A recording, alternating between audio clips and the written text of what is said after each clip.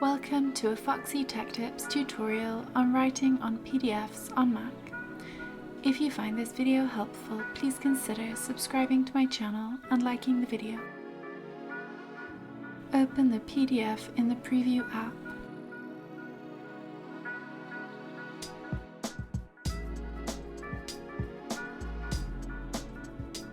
Click the markup icon at the top. Then click the A text icon.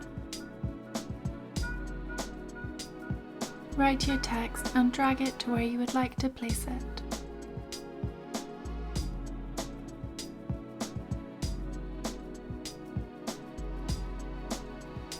You can then simply close the Preview app to save it.